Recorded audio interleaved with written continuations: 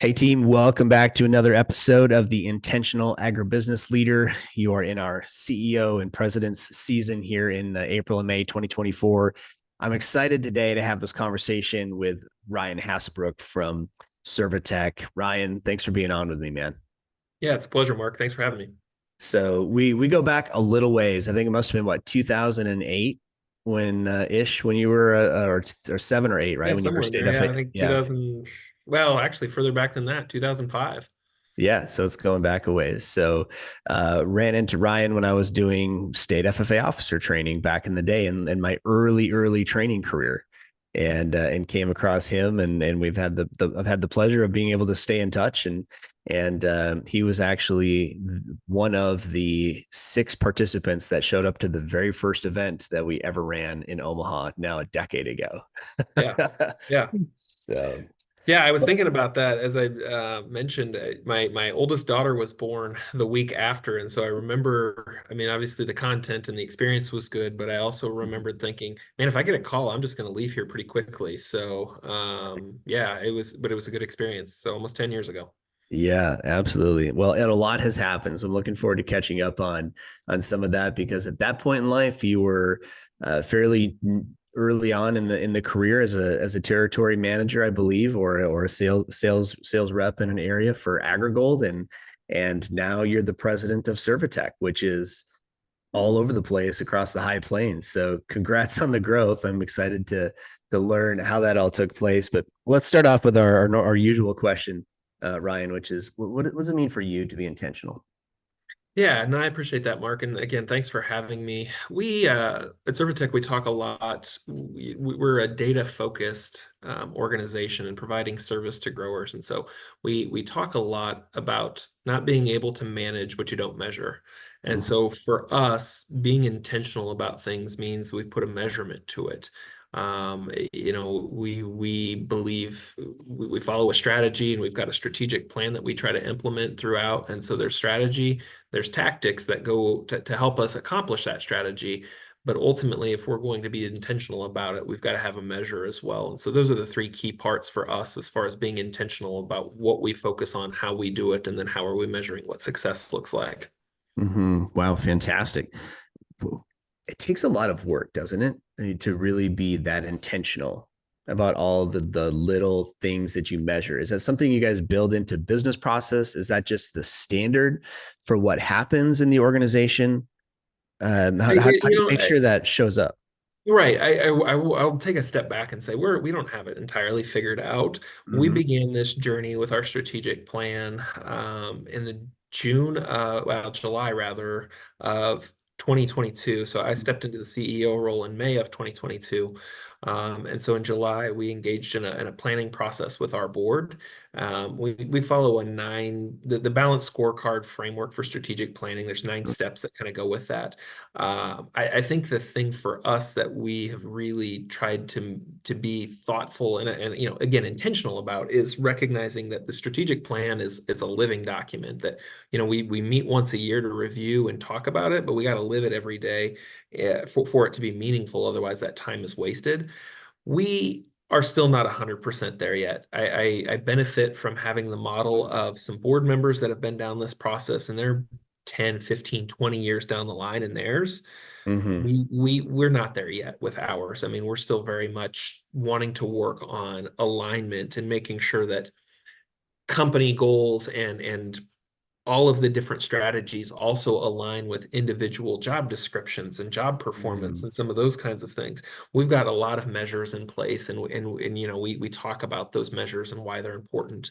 And they're not all just profit and EBITDA and those kinds of things. I mean, Yeah. we're measuring, net promoter scores of our employees and regrettable turnover and factors that help us understand our employee experience. We're trying to do the same thing with our customers and understanding the customer experience. And so with all Mm-hmm. of those measures, it helps us find areas where we can improve. And, I think one of the things that's been important to me is just recognizing that um, in all of these measures, yes, we want to get the top score, but even in those spots where we fall short, those are the opportunities for us to grow and to improve. And so that's what we've been really focused on in the last, 2 years almost.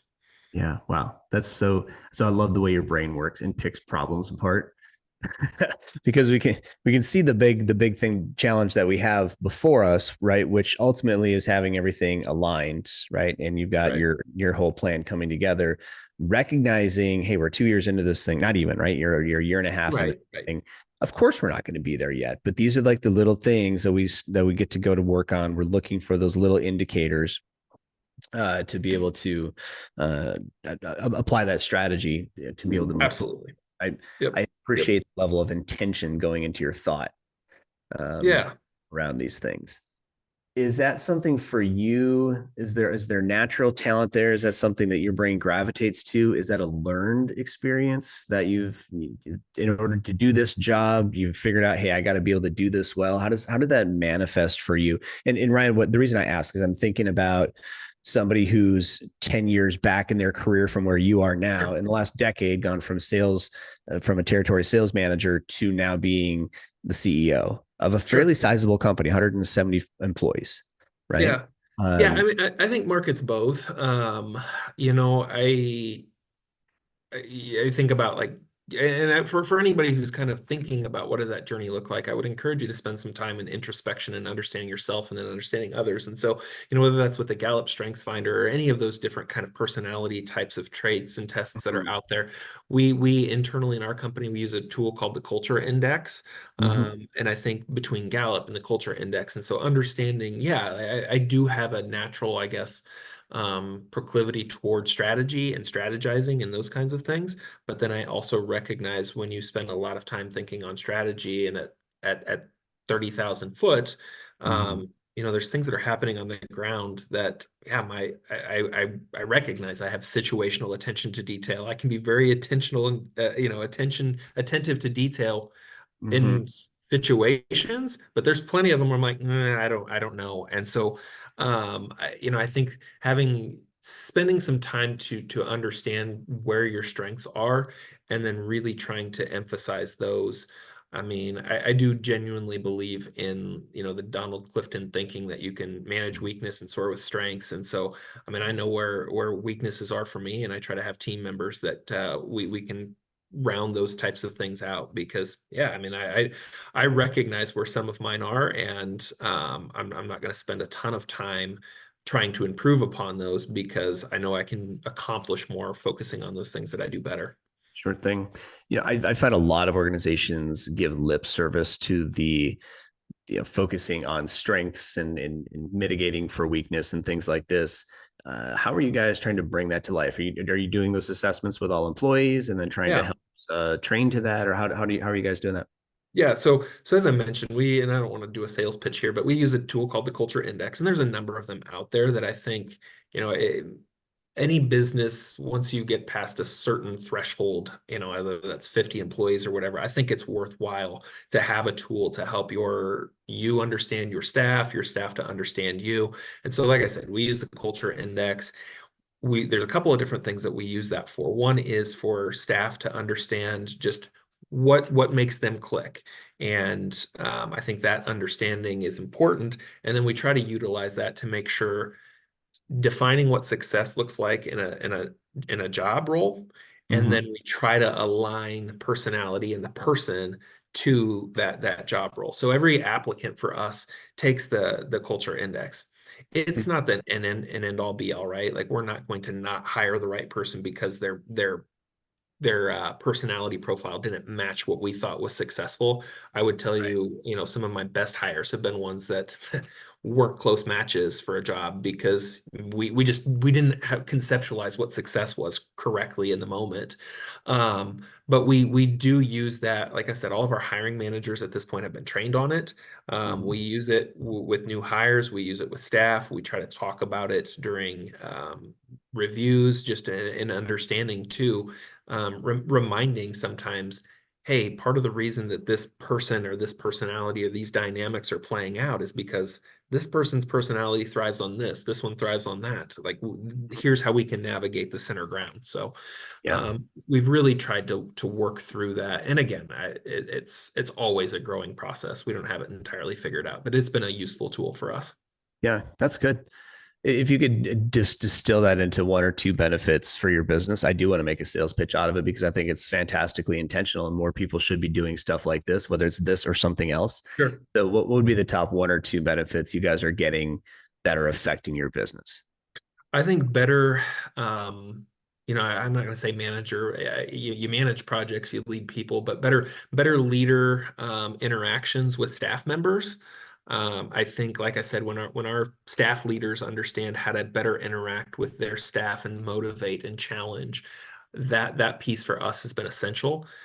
Mm-hmm. And I think, frankly, again, that just the hiring component, having one added thing, um, in addition to a resume, in addition to an Mm-hmm. interview, one added piece of data that can help you make the right hire. Mm-hmm. Yeah, yeah, fantastic. I'm a big believer too. We use a tool that has a very unfortunate correlation to Strengths Finder, and it's called Strength Scope, and Oh it's yeah, really not the same assessment at all, but it's similar in some ways. And so the idea behind Strength Scope is it's measuring what does the individual get energy from as right. they do the work, right? And so Yep. I'm someone who the more that I develop others, and when I'm whether it's making a podcast or speaking on stage or running an event, while I'm doing it, I'm actually getting more energy. Yeah. Yeah. Absolutely. On the flip side, right? If you ask me to go into detail and spend a Yeah. lot of Expense time reports. Yeah. these things like the like that stuff, right? Then I mean, I do it. Yes, I can physically do it. I can accomplish the task, and when I'm done with that, right, I need a nap and a beer, Yep. Yeah. Exactly. right? Yeah. Because it just you feel drained, right? So we focus on what are the energy givers and what are the energy Yep. drainers, right? And our tool has a similar thing. So we look at like how somebody is in their natural state. And then the second part of that is, well, how are Yeah, you feeling in your job right now? yeah, And yeah. so if your charts, if your kind of mindset is not matching, then clearly something is happening in professionally that's draining you, and we need to address that. Yeah, I love that. They're just such good tools to help give us a more laser focused framework, Right. another lens, if you will, to just help people to, Yeah. often we can't when we're experiencing it. When an employee is experiencing it, they can't always put words to it, Right. right? It shows up as burnout, or it Yeah. shows up as disengagement, or it shows up Yep. as I'm leaving. Right. And the goal is to get, you mentioned regrettable turnover earlier, right? So the goal Yeah. is to avoid the turnover that we would like to not have. There's natural turnover that's going to happen every year, but there's also, a component of it that we would like to not have. And these are cool tools. So my encouragement to the listeners that are listening in today is find that tool that works for you and your organization. Try some out, give it a go, whether you're working with the Strengths Finder, you're working with the Strength Scope, you work with us, you work with another organization. Like, use these tools, get opinions, give your people other things to look at, and your managers and leaders too. So Yeah. Ryan, moving on, um what or who has been one of your biggest influences or influencers over on you and your development over the last, say, 10 or 20 years that have brought you to where you're at today? Yeah. And I think about that a lot. And there are many. One that it's interesting continues to kind of resonate and just as I interact with her even still. We started out kind of how we knew each other through FFA, but I was fortunate to serve Nebraska as a state FFA officer. And at that time, we had an incredible leader for state officers and really for the FFA Association in Donnell Walters. At that time, Donnell Johnson, but Donnell Walters now. I think just in terms of somebody who is an educator, selfless, and lessons learned as far as how to interact with people, doing things the right way, Mhm. that professionally, she was and continues to be a huge influence, I think, as far as things that I think about and how I interact with people and how I want to lead and how I want our organization to be, is in a lot of ways directly reflective of things that I've learned from her. I still think too, less professionally, but still how it shows up professionally. My grandfather was just a good Nebraska farmer, cattle feeder and farmer, and I've learned just so much from him about the value of relationships and loyalty and doing what you say you're going to do and doing it on time. And we're still very much believers in a handshake at ServiTech, and that business Mhm. gets done that way. And a lot of that for me is reflective of his influence as well. Wow, fantastic. Well, I didn't know your grandfather, but I do know you, and I can only imagine that there was some very intentional leadership on his part there. And I do Yeah. know Donnell Walters, and so I was excited to hear you bring up her name because I know there are Yeah. a lot of us involved in FFA that were positively influenced by her. So, And her impact, I fantastic. mean, that's the thing. I still think about just the influence and impact she continues to have. It's tremendous. She's outstanding. Yeah, yep, absolutely. So cool, man. What what's the best part and what's the hardest part about being a CEO? Um, yeah, there are a lot of things that are good. I will tell you, I love action. I love being able to be in the middle of things, right? And sometimes I think it's challenging not to be too much in the middle, right? Mhm. There are things where I enjoy still being able to go out to the field and do some of those kinds of things, but I also know, well, my time is probably better spent elsewhere.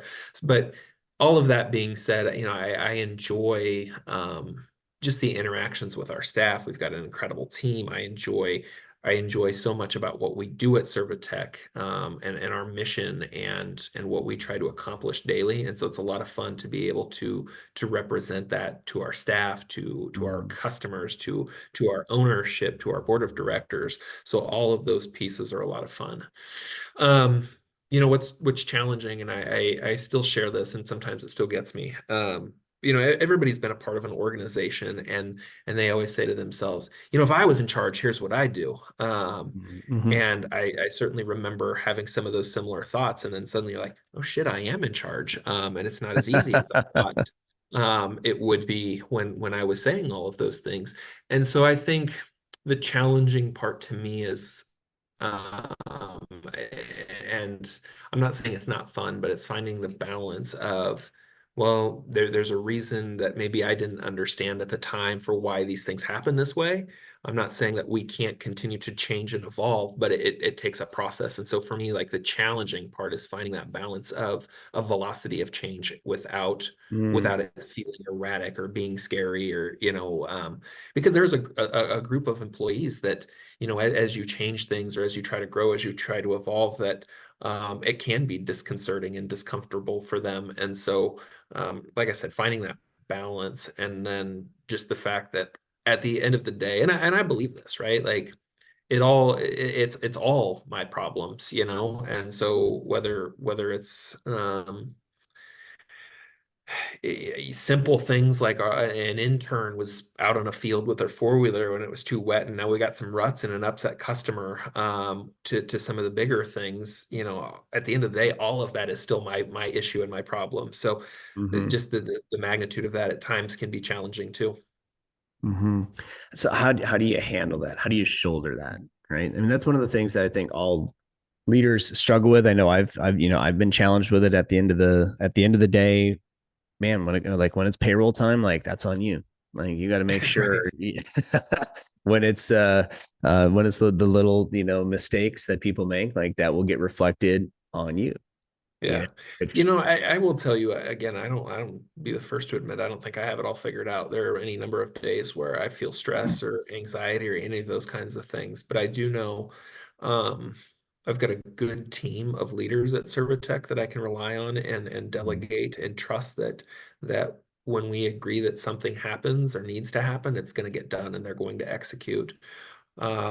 Professionally, I've got that. At home, I mean, I'm blessed with an outstanding, my wife is as incredibly supportive as anyone you will meet, and Mhm. two fantastic girls that can help me take my mind off of any number of stresses. So those two pieces are really essential. And ultimately, I mean, yeah, it's like at some point you kind of have to recognize there's a higher power out there as well. And I yeah, we're all going to struggle as God intends for us. And so I guess just recognizing that there's value in that you don't have to shoulder it all, that there is a higher power that's a part of it with you.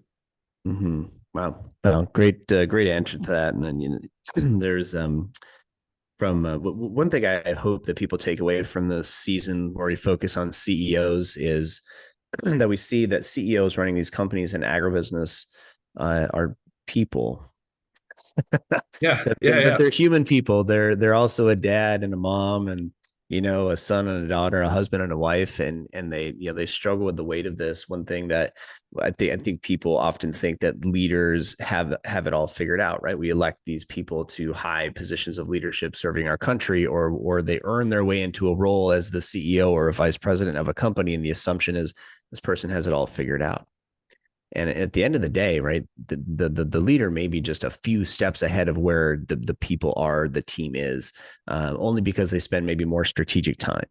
But really, like their job is to lead a collaborative effort of other leaders to right. get the work done and to do the work through.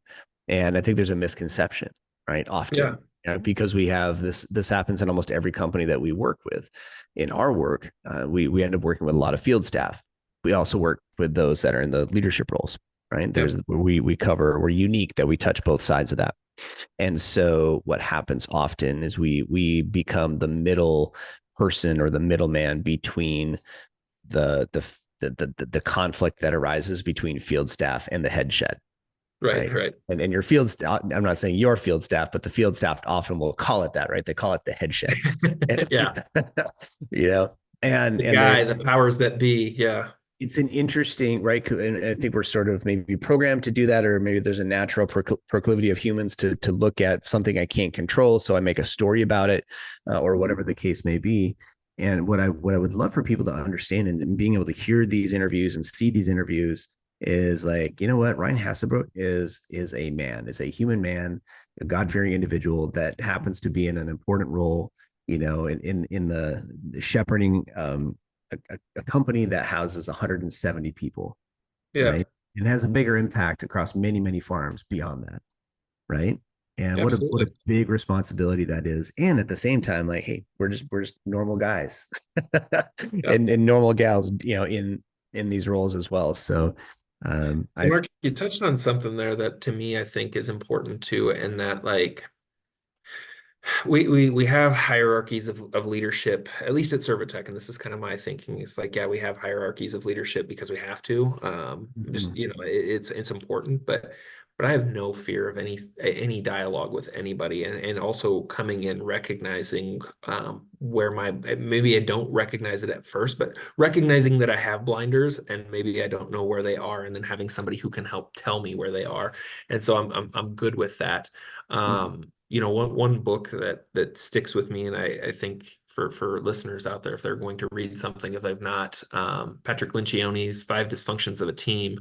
Mhm. I mean, man, there's two of those in there that always jump out to me that it's so essential.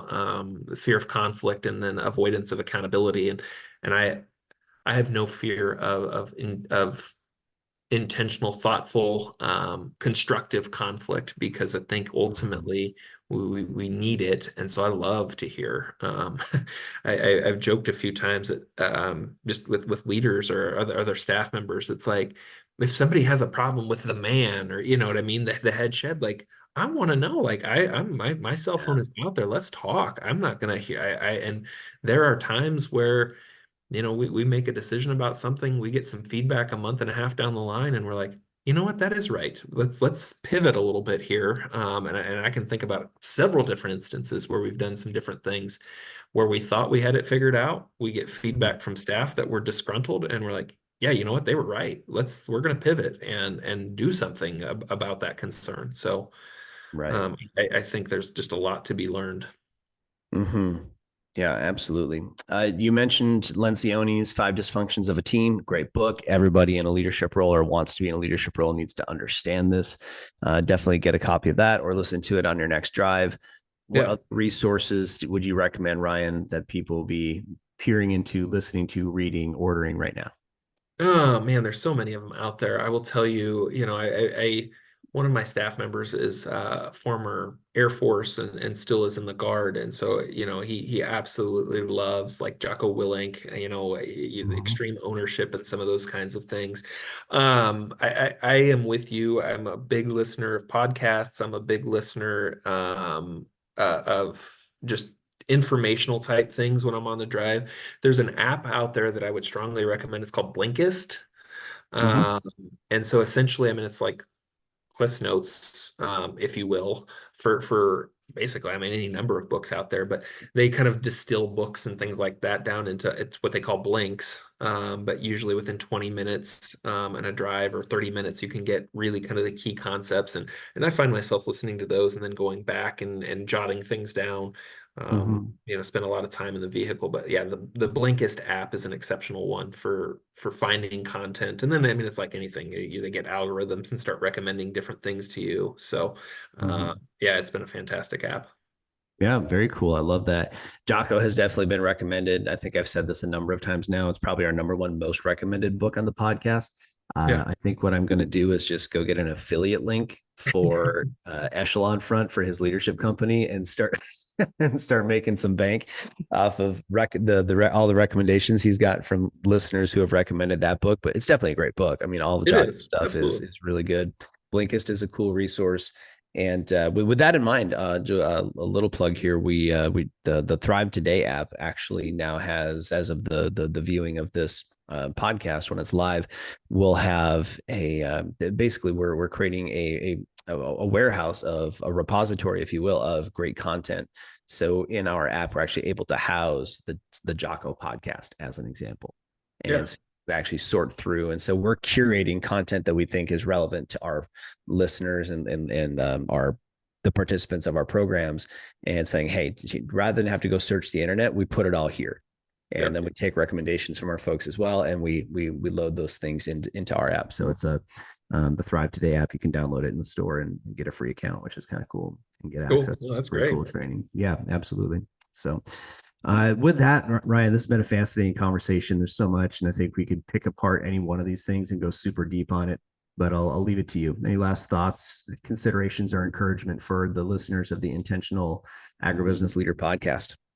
Um, I like I said, I'm a firm believer in having goals and in all levels. We've got some 5-year goals, we've got some 3-year goals, we've got some next week goals.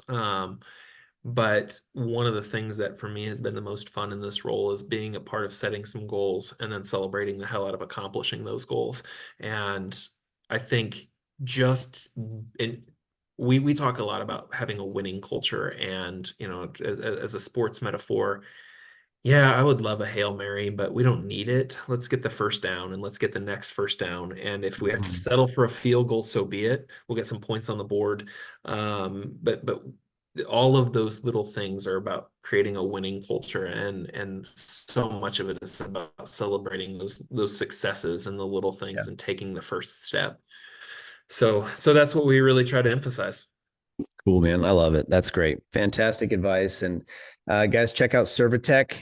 Get on over to check them out online. And Ryan, anywhere else that we can connect with you guys if anybody's looking into you?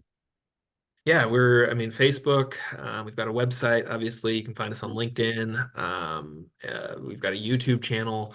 And honestly, that we've got a number of agronomists that are out there. If you're seeking agronomic advice, a lot of our agronomists have their own pages where they're posting things on Twitter, now X. But yeah, there's a lot of information and resources. ServiTech, we provide information, we provide data, and we're glad to do it as often as we can for you.